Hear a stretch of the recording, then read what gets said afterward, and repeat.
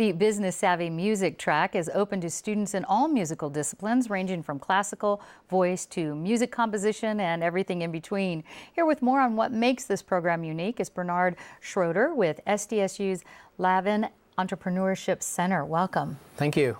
Now, Bernard, the program is a partnership between the Professional Studies Department, Fine Arts, Business Administration departments. What's included in this coursework?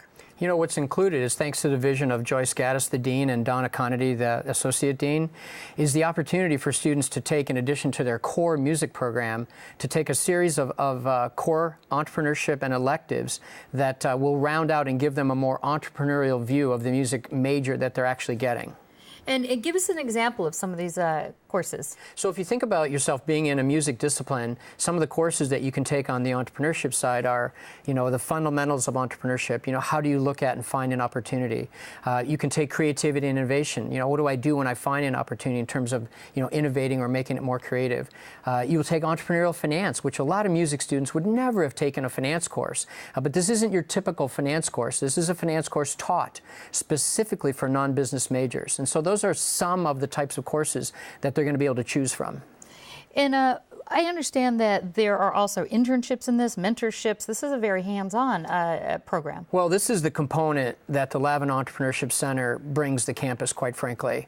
As a center, those are things that we do across the entire campus, you know, in terms of getting students internships. We have a special mentoring program. And so what's going to happen for these music majors, they're going to get exposed to the center, and we're going to be approaching them and saying, you know, how can we assist you in building your career by getting you that internship, which will make you stronger from a skill set perspective? You know, do you want to enter into one of our on-campus competitions where we will mentor you and have judges, you know, critique your idea? So they're going to get gently exposed to the center to all these experiential things that are part of the Music Business Entrepreneurship Program. Well, I know some other universities offer programs that combine music and business courses, and you mentioned some of the reasons how this is different, but there's also a lot more credits, correct? Well, it's not even more credits. If you look very, very carefully, we're a degreed program.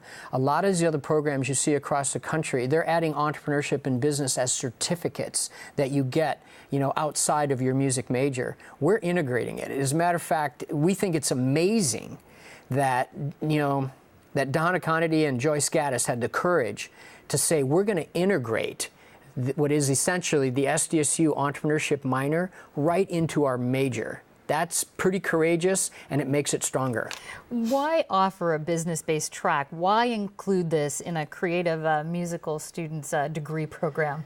You know, if you think about what the mission of the university is, you know, which is to increase the skill set, the knowledge, and the competency of students wherever they might go. And then if you looked at the number of students in the music major that might actually get employed in their industry, it's a tough business to crack into. But if you step back and said, let's look at the music business as an entirety, which could encompass the creation of musical instruments. It could you know, lead to the next Shopify. I mean, I look at Take Lessons downtown, and I look at how they're combining, you know, music teachers with students online. And all of a sudden, if you step back, you see that music could be this whole big perspective where, because you didn't get that job with the symphony or you didn't land that job with that one company, you can approach it from a different perspective. How is the idea of being your own boss playing into this, and how popular is that idea among college students these days? Well, it's incredibly popular, and I don't think it's a fad, and I don't think it's just something that's going to go away.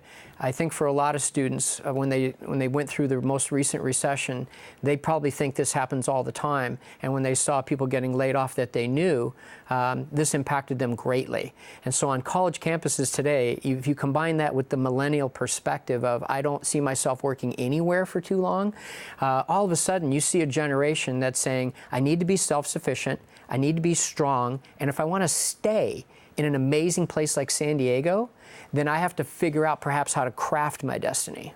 Well, what types of careers would this program actually prepare graduates for? You touched on a little bit, but are these just entrepreneurial careers, or are they other careers that are already established? You know, I don't view the difference between entrepreneurship as a career and regular work. I think regular work is what you can do at any time if you don't make it as an entrepreneur. That's kind of my perspective. So I think what it prepares them for really and gives them the knowledge and the skill set is if they see an opportunity that they're passionate about and the marketplace is large enough, it gives them the skill set and the network of mentors to actually help them build out on that opportunity, perhaps create a company. All right, SDSU's Bernard Schroeder, thank you so much.